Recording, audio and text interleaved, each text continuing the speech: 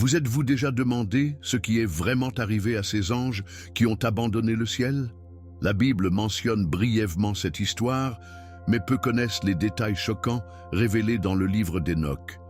Qu'est-il arrivé aux épouses de ces anges déchus et quel était le rôle d'archange Miguel dans cette histoire cosmique? La vérité est plus surprenante que n'importe quelle fiction.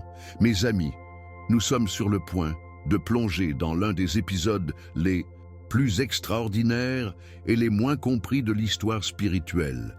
Un événement si percutant que Dieu a décidé d'effacer presque toute l'humanité de la face de la terre. Ce n'est pas seulement une histoire ancienne, mais une révélation puissante sur les conséquences spirituelles du défi des limites établies par Dieu. Le livre d'Enoch, bien que ne faisant pas partie de la Bible canonique, est mentionné dans les Écritures et a été respecté par de nombreux premiers chrétiens. Il nous offre un regard rare sur ce qui s'est passé lorsque les êtres angéliques ont abandonné sa position céleste par des désirs terrestres. Et ce que Archange Miguel a fait avec les épouses de ces anges vous rendra complètement choqués. Avant de continuer, je veux que vous vous arrêtiez dès maintenant et que vous vous laissiez, abonnez-vous à la chaîne et activez les notifications. Ce n'est que la première de nombreuses révélations spirituelles profondes que je partagerai avec vous. Et partez dans les commentaires. Avez-vous entendu parler de cette histoire des anges déchus et de leurs femmes? Selon vous, que leur est arrivé? Préparez-vous pour un voyage spirituel qui transformera votre compréhension de la bataille cosmique entre le bien et le mal et révélera comment Dieu s'occupe de ceux qui défient délibérément votre volonté. Ce n'est pas seulement une histoire sur le passé, c'est un avertissement pour nous tous aujourd'hui. L'étude des Écritures nous révèle des mystères que beaucoup ignorent. L'une de ces questions fascinantes, mais peu discutées dans la foi contemporaine, est l'histoire des anges qui se sont déviés de leur objectif divin. Vous êtes-vous déjà demandé ce qui s'est réellement passé avant la grande inondation? La Bible nous donne des indices, mais le livre d'Enoch nous présente des détails surprenants. Ces êtres célestes, créés par Dieu à des fins spécifiques dans le royaume spirituel, ont finalement succombé à des désirs qui ne devraient pas nourrir. Imaginez ceux qui envisageaient quotidiennement le visage du Créateur, qui a servi en présence de la sainteté divine, attirés par la beauté terrestre. C'est comme si l'éclat de la gloire de Dieu, dont ils étaient constamment témoins, avait été éclipsé par le charme temporaire des filles des hommes. Cet épisode nous enseigne comment les êtres les plus proches de la présence divine peuvent être détournés lorsqu'ils permettent à de mauvais désirs de prendre soin de leur cœur. Jésus-Christ nous a mis en garde contre une vigilance constante, car même ceux qui semblent fermes doivent faire attention à ne pas tomber. 1 Corinthiens 10, 12. La vraie foi nécessite une vigilance constante. Ce qui est arrivé à ces anges est un puissant rappel pour nous tous. Ils ne sont pas tombés immédiatement. C'était un processus progressif de fascination, de contemplation et enfin de la décision d'abandonner leur message céleste. La Bible mentionne dans Genèse 6, 2 que les enfants de Dieu ont vu que les filles des hommes étaient belles et ont adopté celles qu'ils ont choisies parmi eux tous. Ce passage mystérieux a intrigué les érudits de la foi depuis des siècles. Imaginez ce qui se passait au cœur de ces êtres angéliques. Ils avaient accès à la glorieuse présence de Dieu, ont participé aux louanges célestes et ont pourtant permis à un désir interdit de grandir dans leur cœur jusqu'à irrésistible. C'est un avertissement pour nous qui vivent dans un monde plein de distractions et de tentations. Combien de fois ne nous éloignons-nous pas de notre communion avec le Seigneur à cause des attractions momentanées?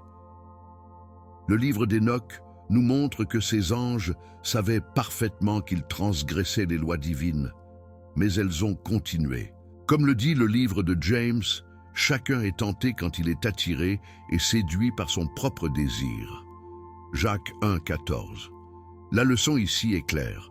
Connaître la volonté de Dieu ne suffit pas. Nous devons avoir la foi et la force spirituelle pour résister aux désirs qui nous éloignent de cela. La décision de ces anges d'abandonner leurs habitations célestes n'était pas seulement une question de désir, mais une rébellion consciente contre l'ordre établi par Dieu lui-même. Le livre de Judas dans la Bible fait référence à cela, lorsqu'il mentionne « les anges qui n'ont pas gardé leur état d'origine, mais ont abandonné leur propre logement ». Judas 1, 6. Ce passage nous amène à réfléchir profondément sur le concept de but divin et comment nous nous éloignons de cela. Chacun de nous a été créé par Dieu dans un but spécifique, tout comme ces anges. Notre foi nous ordonne de rechercher et d'atteindre ce but, restant fidèles à l'appel que nous recevons. Lorsque nous négligeons notre vocation spirituelle, en faveur des plaisirs momentanés, nous répétons, en quelque sorte, l'erreur de ces êtres célestes. Jésus a enseigné que nous devons d'abord chercher le royaume de Dieu et sa justice, Matthieu 6, 33, plaçant les valeurs éternelles au-dessus du temporel. Les anges déchus ont fait le contraire. Ils ont échangé la gloire éternelle du ciel pour les plaisirs éphémères de la terre. C'est l'un des enseignements les plus importants que nous pouvons extraire de cette histoire ancienne. Rester fidèles au but pour lequel nous avons été créés, même lorsque des tentations apparaissent, en route. Le désir interdit de ces anges n'était pas seulement pour la beauté physique, mais il représentait une attirance à ce qui était contraire à la nature établie par Dieu. Ils ont franchi les frontières spirituelles qui n'auraient jamais dû être dépassées. La Bible nous enseigne dans 2 Pierre 2, 4 que Dieu n'a pas épargné les anges qui ont péché, mais les ont jetés dans l'enfer, dans l'obscurité, les réservant au jugement. Ce passage nous révèle la gravité avec laquelle Dieu traite la rébellion consciente contre sa volonté. Il est intéressant de noter que le péché de ces anges n'a pas commencé par une grande transgression, mais avec un regard, un intérêt, une contemplation qui est progressivement devenue un désir des consommateurs. N'est-ce pas combien de nos propres chutes commencent? Une pensée apparemment inoffensive qui, si elle est nourrie, se développe jusqu'à ce que vous maîtrisez nos actions. Jésus-Christ nous a appris à regarder non seulement nos actions, mais aussi nos pensées et nos désirs. Matthieu 5, 27, 28. La vraie foi consiste à garder nos cœurs, car ils procèdent avec les sources de vie. Proverbe 4, 23. Les anges déchus ont échoué précisément à ce stade. Ils n'ont pas gardé leur cœur, permettant des désirs inappropriés de s'épanouir et de les contrôler éventuellement. La descente de ces anges sur la terre marque l'un des épisodes les plus extraordinaires de l'histoire spirituelle de l'humanité. Ils ont délibérément choisi d'abandonner la gloire céleste à cause d'un désir terrestre. Le livre d'Hénoch a détaillé comment ces êtres célestes ont fait un pacte les uns avec les autres, déterminés à réaliser ce plan audacieux ensemble. Il y a ici une profonde leçon sur la nature du péché et la fréquence à laquelle elle recherche la compagnie et la validation. Nous tombons rarement seuls, nous recherchons souvent d'autres qui partagent et valident nos transgressions. La vraie foi nous appelle souvent à nager contre le courant, à être disposés à être seuls si nécessaire pour rester fidèles à Dieu. Jésus-Christ parlait souvent du chemin étroit que peu de gens trouvent. Matthieu 7, 13, 14. Ces anges ont choisi le chemin large, l'itinéraire facile du désir immédiat au lieu de durer l'obéissance. Et la chose la plus triste est qu'ils l'ont fait avec pleine connaissance des conséquences. Ils avaient vu la majesté de Dieu, connaissaient leur pouvoir, comprenaient leur sainteté, et pourtant ils ont choisi de se rebeller. Cela nous fait réfléchir. Plus nous connaissons Dieu, plus notre responsabilité de vivre est grande en fonction de cette connaissance. Alors que Jésus l'enseignait, à qui beaucoup de choses ont été données, il sera nécessaire beaucoup. Luc 12, 48. La foi n'est pas seulement la connaissance, mais l'obéissance aimante basée sur cette connaissance. Lorsque ces anges tombés sont venus sur terre, mes amis, c'était un événement qui a secoué les fondements de l'ordre naturel. Imaginez la scène. Des êtres de lumière, dotés de beauté et de puissance céleste, descendant des hauteurs pour habiter parmi les mortels. La Bible nous donne un aperçu de ce moment dans Genèse 6, mais le livre d'Enoch dépeint une image encore plus vive. Ces anges ne sont pas venus comme des créatures communes, ils sont arrivés comme des êtres de splendeur surnaturelle, rayonnant d'une beauté qui dépassait la compréhension humaine. C'est comme si le ciel lui-même était descendu sur terre, mais pas pour bénir, mais pour essayer. Pensez-y, tout comme ces anges ont ébloui leurs yeux humains, les tentations semblent souvent recouvertes de beauté et de splendeur. Jésus nous en a mis en garde quand il a dit « Méfiez-vous des faux prophètes qui viennent à vous habiller en moutons, mais intérieurement ils dévorent les loups. » Matthieu 7,15. La vraie foi nous appelle à regarder au-delà des apparences, à discerner l'esprit derrière la beauté extérieure. La présence de ces anges déchus a apporté un changement dramatique dans le monde antédiluvien. Sa beauté était non seulement physique, mais elle émanait une sorte de charisme surnaturel qui rendait presque impossible de leur résister. Le livre d'Enoch décrit comment il semblait briller avec une lumière qui lui est propre, attirant tout le monde autour de lui comme des papillons à une flamme. Cette attraction irrésistible nous rappelle les paroles de Paul dans 2 Corinthiens 11,14, où il avertit que Satan lui-même sape un ange de lumière. C'est un puissant rappel que tout ce qui brille ne vient pas de Dieu. Dans notre marche de foi, nous sommes constamment mis au défi de discerner entre ce qui est vraiment divin et ce qui est une imitation séduisante. Jésus-Christ nous a appris à juger les arbres par leurs fruits, Matthieu 7, 16, 20, pas pour leur apparence extérieure. Ces anges déchus ont peut-être semblé glorieux, mais leurs actions et leurs intentions ont révélé leur vraie nature. En tant que disciples du Christ, nous sommes appelés à développer un discernement spirituel vif, en regardant au-delà du superficiel pour comprendre l'essence des choses. L'impact de ces êtres angéliques sur la société humaine a été profond et immédiat. Les femmes qui sont devenues leurs femmes ont connu une transformation radicale dans leur vie et leurs priorités. Imaginez la fascination d'être unis à un être qui semblait divin, qui avait des connaissances et des compétences au-delà de la compréhension humaine. Il est compréhensible que ces femmes aient perdu leur intérêt pour la vie ordinaire, mais à quel prix? Cette situation nous rappelle l'avertissement de Jésus. À quoi sert l'homme pour gagner le monde entier et perdre son âme? Marc 8, 36. Ces femmes ont gagné des amis apparemment célestes, mais ce faisant, elles s'éloignaient du véritable but divin à leur vie. La vraie foi en Dieu nous appelle à trouver la satisfaction et le but de sa volonté, et non des expériences extraordinaires qui peuvent s'écarter du chemin. Comme Paul l'a écrit, « Ne soyez pas avec ce siècle, mais transformez-vous pour le renouvellement de votre esprit. » Romains 12, 2. Le défi pour nous aujourd'hui est de garder nous concentrés sur Dieu, même lorsque le monde offre des alternatives apparemment éblouissantes. L'arrivée des anges déchus a apporté avec elle non seulement la beauté et la fascination, mais aussi une puissance hypnotique qui a profondément affecté l'esprit et l'esprit humain. Le livre d'Enoch suggère qu'ils avaient des compétences qui allaient au-delà de la compréhension humaine, y compris le pouvoir d'influencer les pensées et les émotions. Cela nous fait réfléchir sur la nature des influences spirituelles dans notre propre vie. La Bible nous avertit constamment de la réalité de la guerre spirituelle. Paul écrit dans Éphésiens 6,12 « Car nous ne combattons pas les êtres humains, mais contre les pouvoirs et les autorités, contre les dominateurs de ce monde des ténèbres, contre les forces spirituelles du mal dans les régions célestes. » Tout comme ces femmes ont été influencées par les anges déchus, nous sommes également confrontés à des influences spirituelles qui essaient de façonner nos pensées et nos actions. La foi en Jésus-Christ nous équivaut à résister à ces influences. Il nous a promis « Vous saurez la vérité, et la vérité vous libérera » Jean 8, 32. Notre défense contre les influences négatives est une foi enracinée dans la vérité de Dieu et une vie alignée sur ses principes.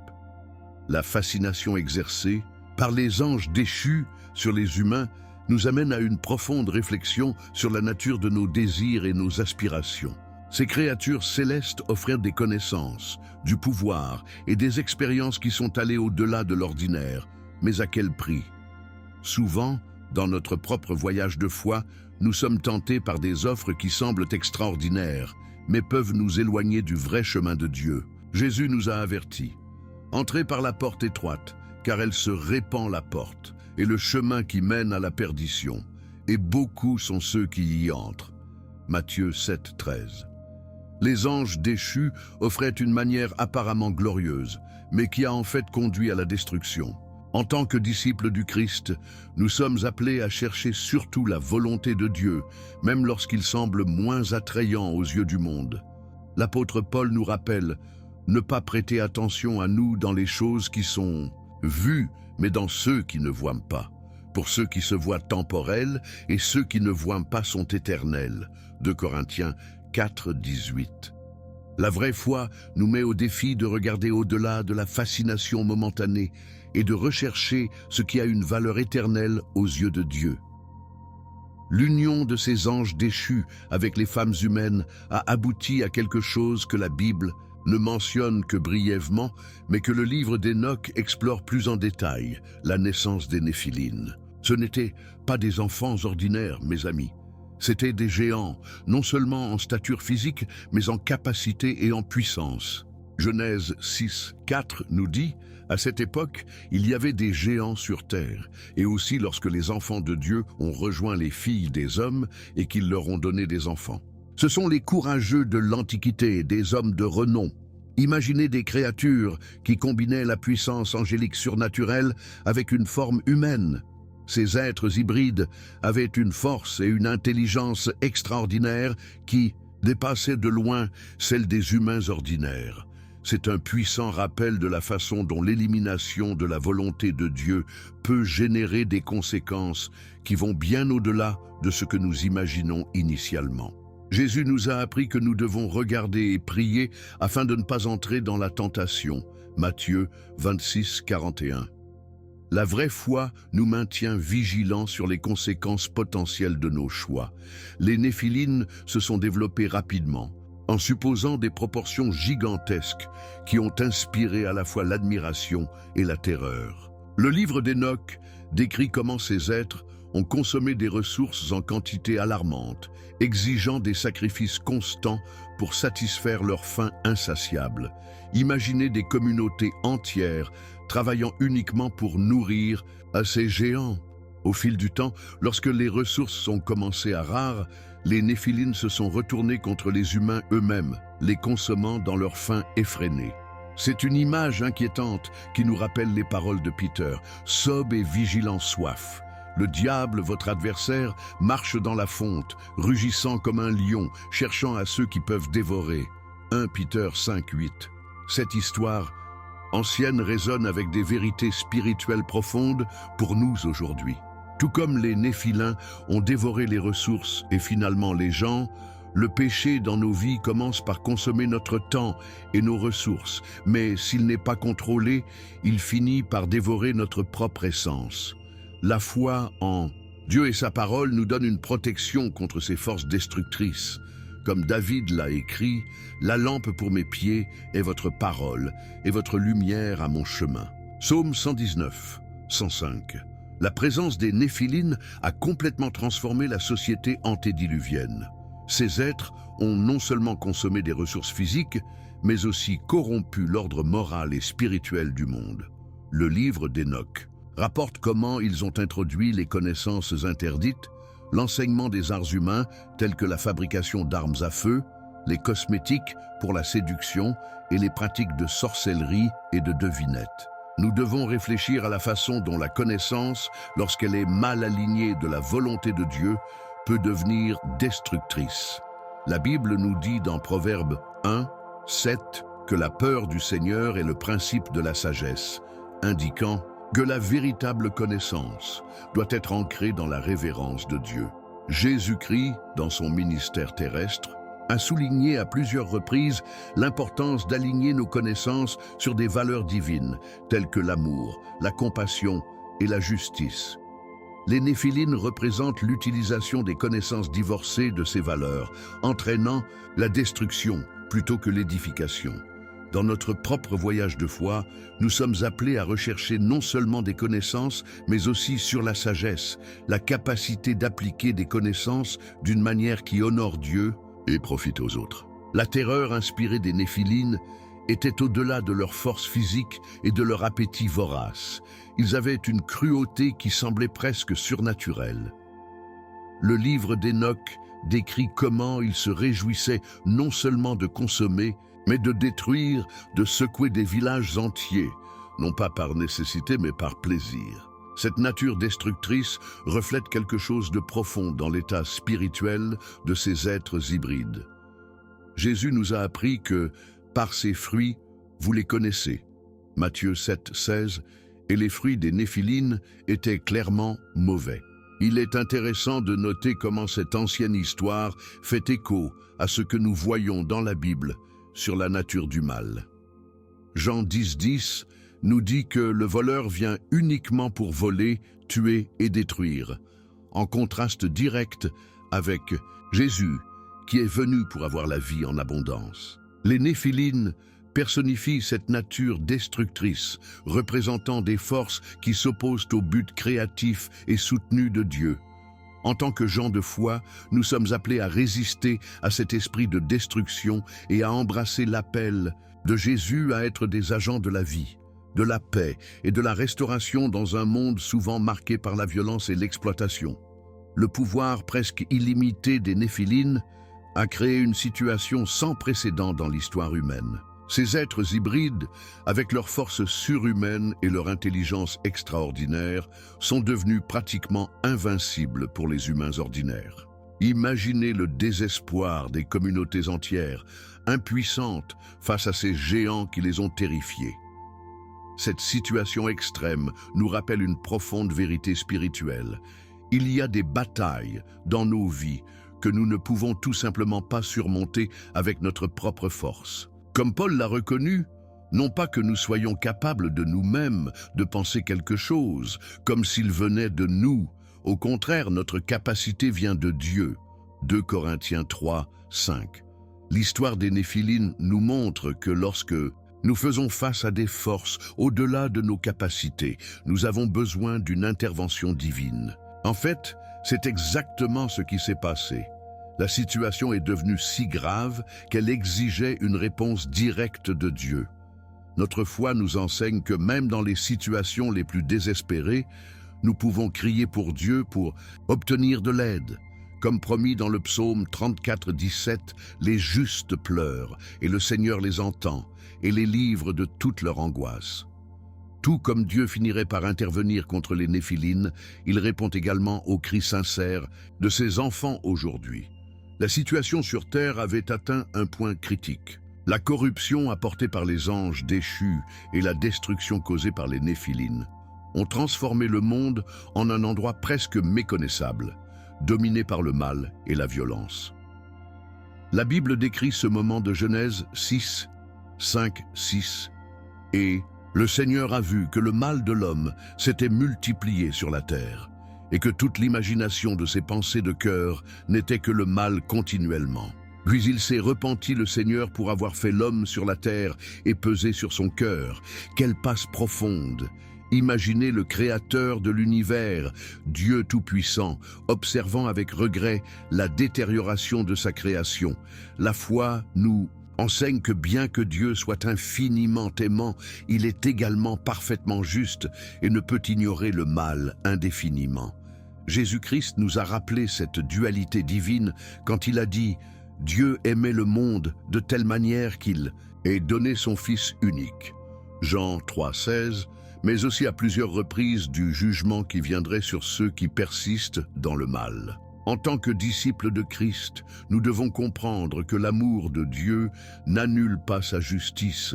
En fait, ce sont des aspects complémentaires de leur nature parfaite. La réponse divine à cette crise n'a pas seulement été un jugement direct, mais a également impliqué la mobilisation des forces angéliques fidèles. Le livre d'Hénoch décrit comment les archanges, y compris Miguel et Gabriel, ont été envoyés pour combattre les Néphilines et contiennent l'influence destructrice des anges déchus. Imaginez cette bataille cosmique qui se passe sur Terre, des êtres célestes puissants face aux hybrides géants et à leurs parents angéliques rebelles. C'est une image qui nous rappelle les paroles du psalmiste. Le Seigneur est juste dans toutes ses manières et bénin dans toutes ses œuvres. Psaume 145, 17. Dieu n'a pas abandonné l'humanité vers le chaos qui s'était installé, mais qui est activement intervenu. C'est une vérité réconfortante à notre foi aujourd'hui. Même lorsque le mal semble l'emporter, Dieu n'est ni absent ni indifférent. Comme Jésus l'a promis, et voici, je suis avec vous tous les jours, jusqu'à la consommation de siècles. Matthieu 28, 20. Notre confiance en Dieu doit rester ferme, même dans les temps les plus sombres, sachant qu'il a le pouvoir et la volonté d'intervenir dans l'histoire humaine. Cependant, la corruption s'était propagée si profondément qu'une intervention plus radicale était nécessaire. C'est alors que Dieu a décidé d'envoyer le grand inondation, une purification cataclysmique qui renouvellerait le visage de la terre. Genèse 7, 11, 12 décrit « Dans les 600 ans de la vie de Noé, au 2e mois, les 17 jours du mois, le même jour, toutes les sources du grand abysse et les fenêtres du ciel ont ouvert, et il y avait de la pluie sur la terre, aux 40 jours et 40 nuits. » Cet événement monumental nous apprend beaucoup sur la gravité avec laquelle Dieu traite le péché et la corruption. Jésus a qualifié l'inondation d'exemple historique et d'un avertissement. Car comme dans les jours précédant l'inondation, ils ont mangé, bu, marié et cédé jusqu'au jour où Noé est entré dans l'arche et ne s'en rendra pas compte, jusqu'à ce que l'inondation arrive à tous. Donc la venue du Fils de l'homme sera également le venu. Cette référence nous rappelle que la foi authentique ne devrait pas traiter légèrement les avertissements divins. L'inondation n'était pas seulement un événement historique éloigné, mais un signe durable de la réalité du jugement divin et de l'importance de vivre dans l'obéissance à Dieu. Au milieu de ce jugement universel, nous voyons également la grâce de Dieu en action. La Bible nous dit que Noé a trouvé la grâce aux yeux du Seigneur. Genèse 6, 8. Cet homme juste et sa famille ont été conservés à travers l'arche, un refuge que Dieu a fourni contre les eaux du jugement. Noah n'a pas été sauvé à cause d'une perfection personnelle, mais parce qu'il a marché avec Dieu. Genèse 6, 9. Il avait une relation de foi et d'obéissance à son Créateur. Cette histoire nous rappelle puissamment les paroles de Paul. Par grâce, vous êtes sauvés par la foi, et cela ne vient pas de vous, c'est le don de Dieu. Éphésiens 2, 8. Tout comme Noah a été physiquement sauvé par la grâce de Dieu, à travers l'arche, nous sommes sauvés spirituellement par la grâce de Dieu, par Jésus-Christ. En fait, de nombreux théologiens voient l'arche comme une préfiguration du Christ, le seul refuge sûr contre le jugement divin. Notre foi nous enseigne que, même dans le jugement le plus grave, la grâce de Dieu est présente pour ceux qui la recherchent avec sincérité. Le grand inondation a non seulement éliminé les Néphilines et purifié le pays de la corruption qui l'avait pris en charge, mais a également marqué un nouveau début pour l'humanité. Dieu a fait un pacte avec Noé après le déluge, promettant de ne jamais détruire toute vie sur terre à travers les eaux. Genèse 9, 11. L'arc-en-ciel a été établi comme un symbole de ce pacte, un rappel constant à la fois de la justice et de la miséricorde de Dieu. Ce renouveau nous apprend quelque chose de profond sur le caractère de Dieu. Il est un Dieu de la seconde chance, de nouveaux débuts. Comme le dit le prophète le dit, les miséricordes du Seigneur sont la cause de ne pas être consommés, car ces miséricordes n'ont pas de fin. Ils se renouvellent chaque matin. Grand est votre fidélité. Lamentation 3, 22, 23. Jésus-Christ, dans son ministère terrestre, a constamment souligné ce message de renouvellement et de départ. Il a dit à Nicodème, « En effet, je vous dis que celui qui n'est pas né de nouveau ne peut pas voir le royaume de Dieu. » Jean 3, 3. Notre foi nous assure que peu importe la gravité de nos erreurs ou de la mort de notre situation, avec Dieu, il y a toujours la possibilité d'un nouveau départ. L'inondation nous rappelle que même après le jugement le plus grave, la grâce de Dieu prépare la voie au renouvellement. L'un des aspects les plus intrigants et les moins discutés de cette histoire ancienne est le sort des femmes qui ont épousé les anges déchus. Contrairement à la plupart de l'humanité qui a péri dans les eaux du déluge, le livre d'Hénoch suggère que ces femmes ont fait face à une destination unique. Ils n'étaient pas simplement détruits par les eaux, mais soumis à un autre type de punition divine.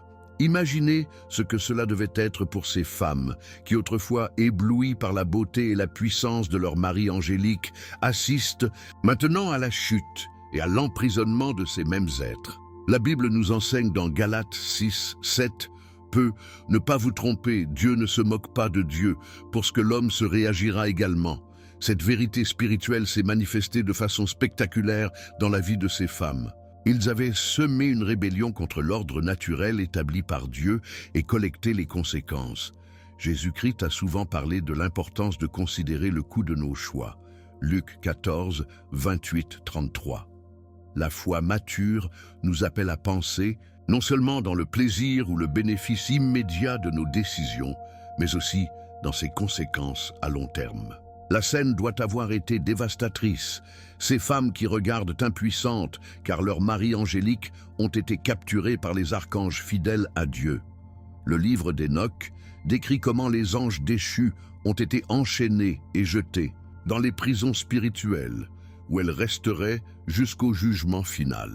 Judas 1, 6 dans la Bible semble corroborer cela quand il mentionne que Dieu garde dans l'obscurité et dans les prisons éternelles, jusqu'au jugement du grand jour, des anges qui n'ont pas gardé leur état d'origine. Imaginez le choc et le désespoir de ces femmes, voir ceux qui semblaient autrefois aussi puissants et invincibles, maintenant réduits aux prisonniers. Cette inversion dramatique nous rappelle les paroles de Jésus. Tous ceux qui s'exaltent seront humiliés, et quiconque s'humilie sera exalté. Luc 14, 11. La fierté qui a amené ces femmes à se considérer spéciales parce qu'elles étaient unies avec des êtres célestes sont maintenant devenues une humiliation. Notre foi nous apprend à valoriser l'humilité et l'obéissance à Dieu au-dessus du statut ou du pouvoir que nous pouvons obtenir par des moyens douteux. Comme Paul l'a écrit, vous ne faites rien par l'ambition ou la vanité égoïste, mais considérez humblement les autres supérieurs à vous-même. Philippiens 2, 3. La réaction des épouses des anges tombés face à cette calamité n'était pas uniforme. Le livre d'Hénoch suggère que certains d'entre eux ont été pris par un profond regret. Confrontés à la réalité du jugement divin, ils ont reconnu la gravité de leur transgression et déploré amèrement leur choix. D'autres, cependant, sont restés têtus dans leur rébellion. Parmi ceux-ci, il se démarque la figure de Naaman qui, selon certaines traditions, a non seulement refusé de regretter, mais a continué à pratiquer et à enseigner les connaissances interdites qu'il avait apprises de son mari angélique. Ce désaccord des réponses nous amène à la parabole du semeur racontée par Jésus, où différents sols représentent des réponses différentes à la vérité divine. Matthieu 13, 1, 23. Certains cœurs endurcissent la vérité même face à des preuves irréfutables, tandis que d'autres s'ouvrent au repentir. La vraie foi n'est pas seulement une question de croyances intellectuelles, mais d'un cœur prêt à s'incliner devant Dieu. Comme le dit le psaume 51, 17, « Les sacrifices de Dieu sont l'esprit brisé. À un cœur brisé et contrit, vous ne méprisez pas, ô Dieu. » La destination finale de ces femmes, comme décrit dans certaines traditions anciennes, était aussi extraordinaire que leur transgression originale.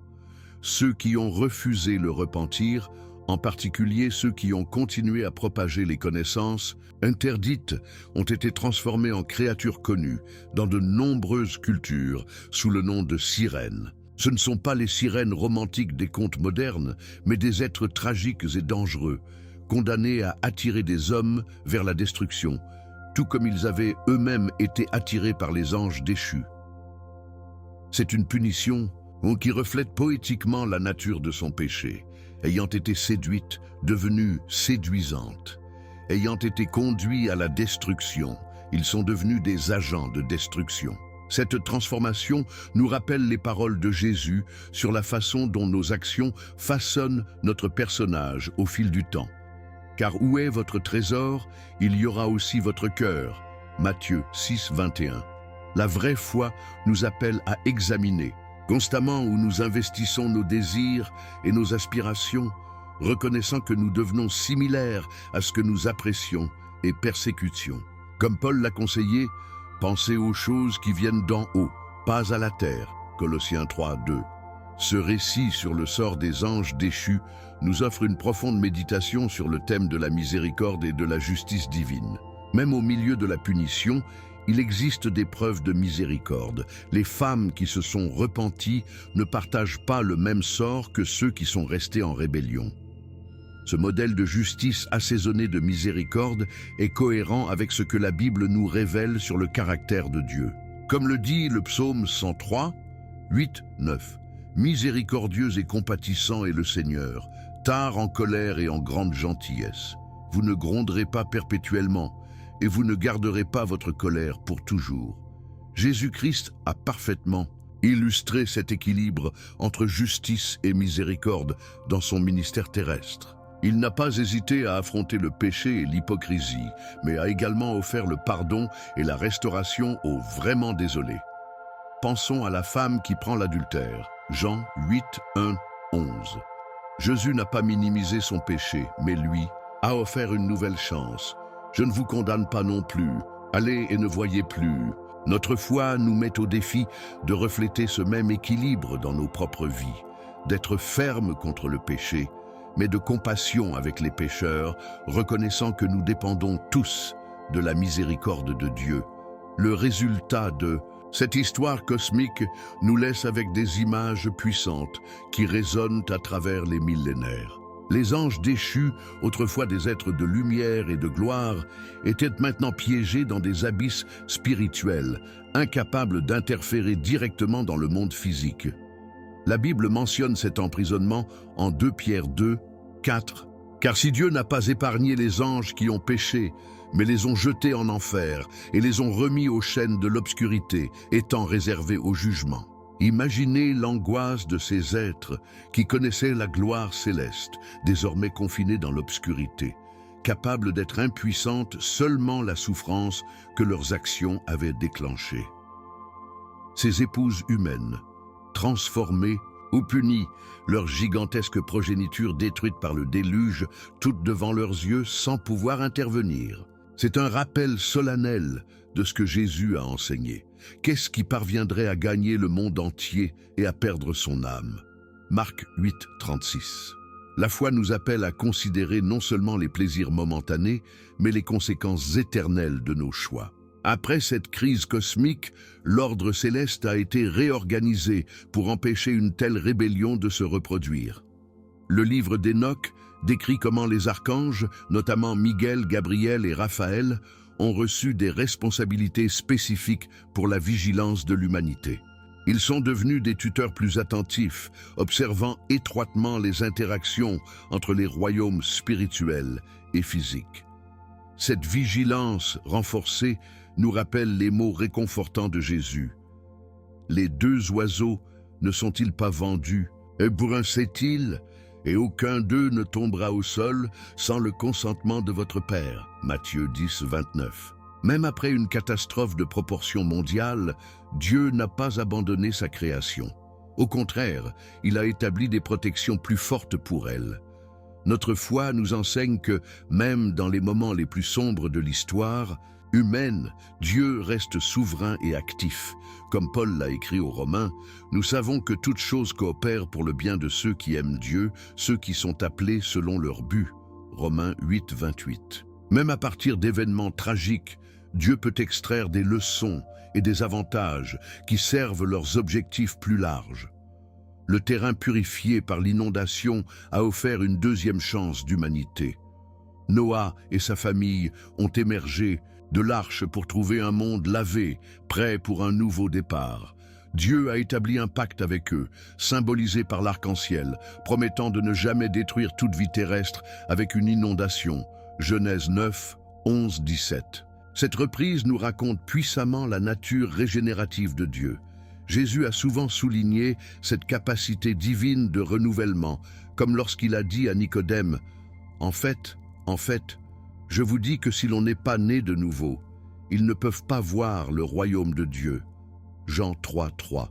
Notre foi nous assure que, aussi graves que nos erreurs sont ou aussi profondes que nos chutes, Dieu offre toujours la possibilité d'un nouveau départ. Comme l'a écrit le prophète Isaïe, « Ne vous souvenez pas des choses passées, et vous, ne considérez pas non plus les anciens. Voici, je fais une nouvelle chose, maintenant ça va émerger, tu ne la connais pas. » Ésaïe 43, 18, 19.